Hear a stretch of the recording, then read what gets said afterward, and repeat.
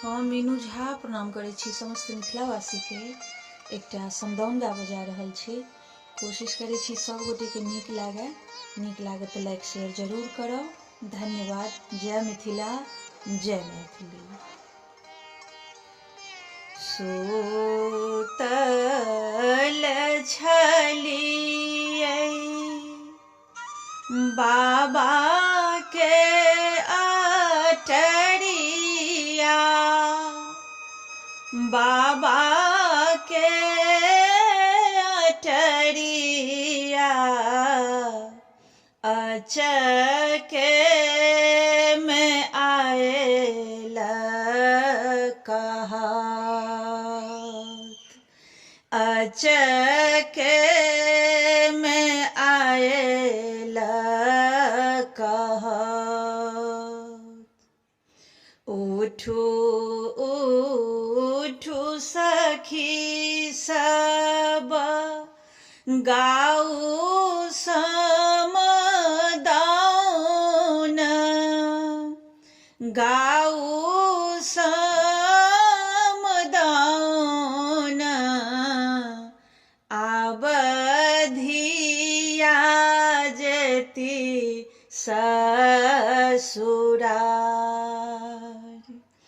आब धिया जेती ससुरार। केसिया बन्हैते, केसिया बन्हैते, भेलै दुपहरिया, भेलै दुपहरिया।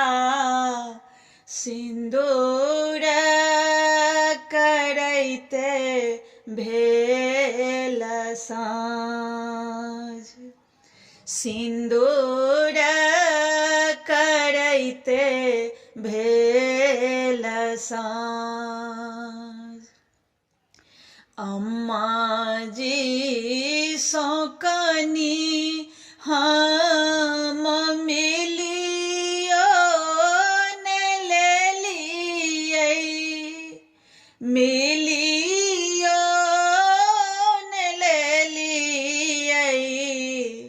डोलिया में लागल ओहार, डोलिया में लागल ओहार।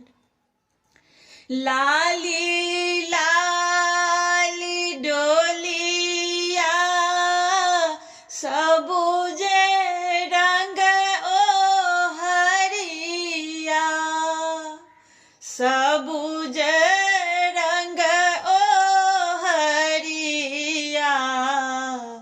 लागी गेलै बत्ती सो कहार, लागी गेलै बत्ती सो कहार।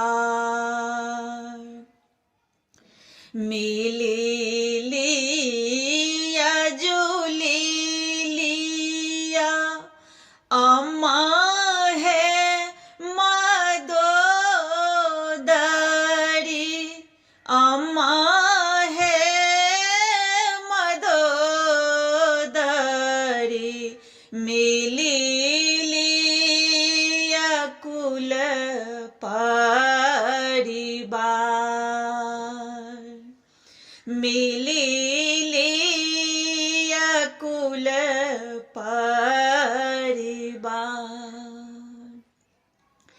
मिली लिया जुली लिया, मिली लिया जुली लिया। सखी है सहेलिया, सखी है सहेलिया। छूटी जा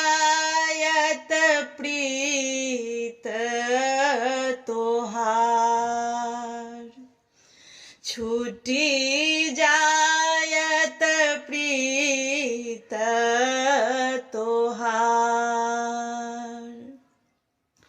लाए दैनिक सल कुंजवन बैसल कुंजवन